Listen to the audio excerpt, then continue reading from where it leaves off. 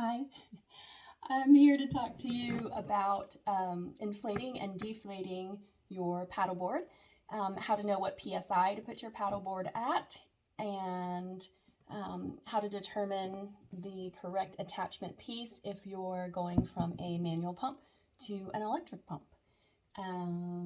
So let's get started. So here for your inflatable paddleboards, you can see there is a lot of information around the inflation, the valve for inflating it. So the outer ring basically will tell you here on my board, it tells me that for inflation, my pin needs to be up. So this is my valve pin. So currently it's down, and you can tell that it's down because it's sort of sunken into the valve itself. So you just give it a little push, a little turn, and it'll pop right out. So for inflating, on my board, I need my pin to be out. That way, when I take the tube off, the air is going to stay inside and it's not going to all come out after all the hard work I've done, especially if I'm on a manual pump.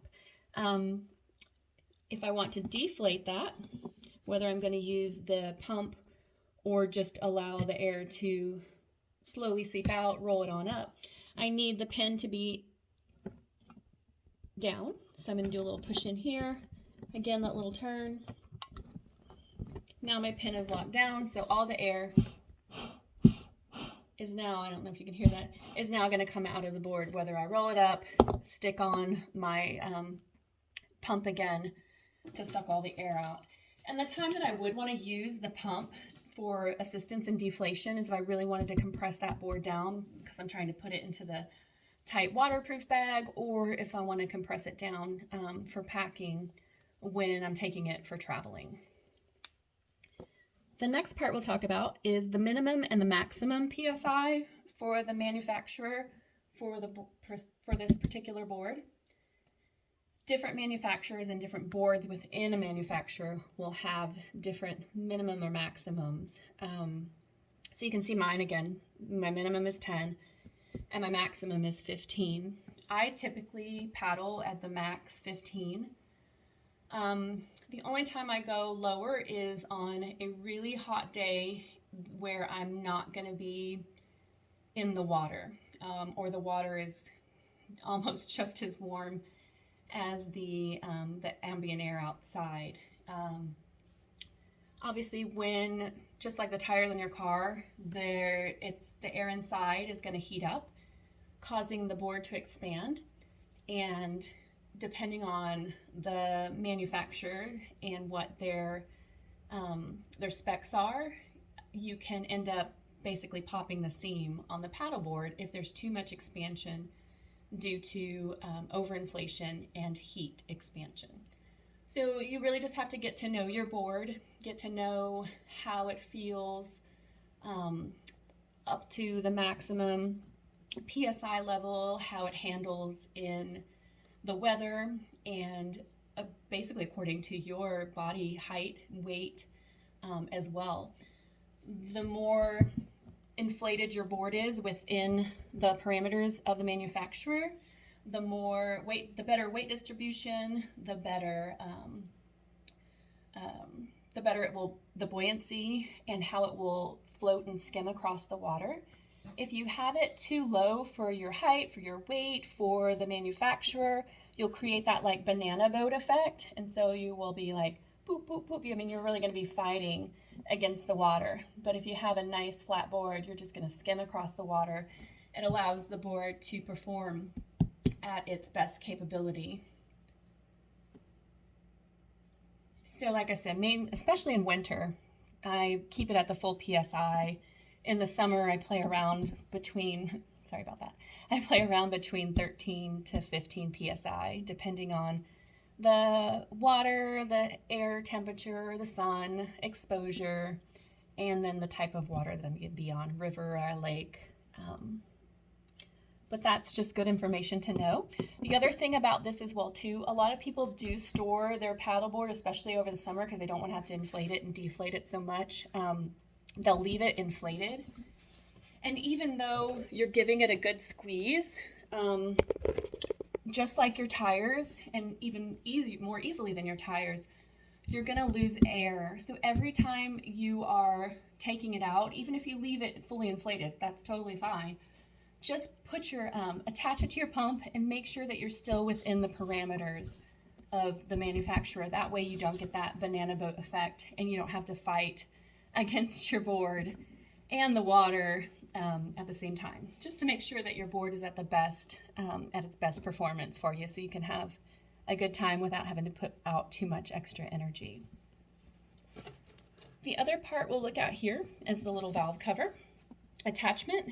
So this attachment piece is what you'll use to compare if you're upgrading or to an electric pump, or if you're having to get purchase a new manual pump, either one.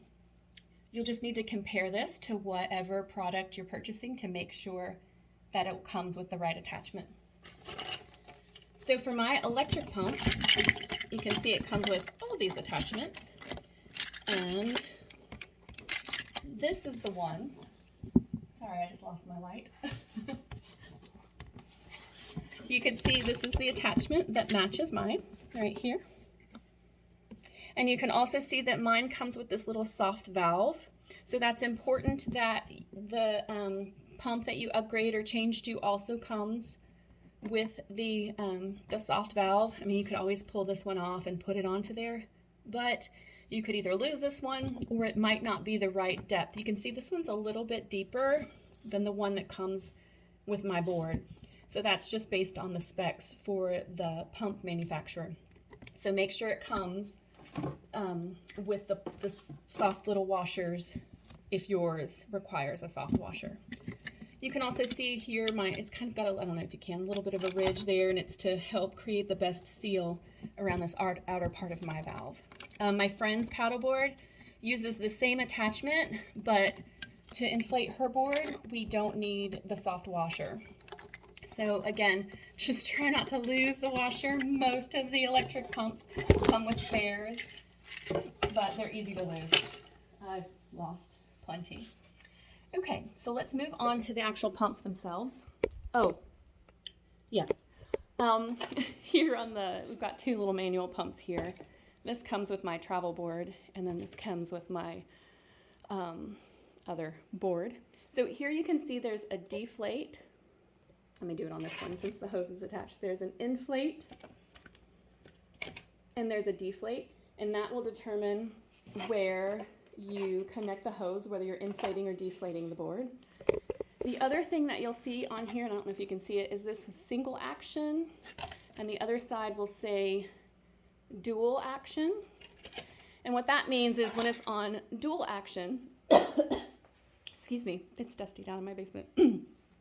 When it's on dual action, that means when you're pulling up, air is going to come out, and when you push down, air will be coming out into the board.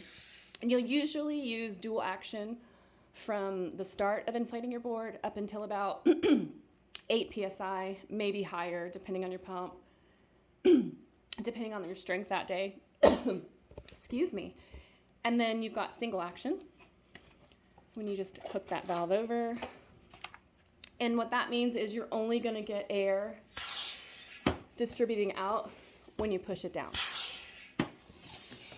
So it's sucking the outside air in, and it's pushing the air into the paddleboard only when you're pushing down, versus dual action when it's up and down. Okay.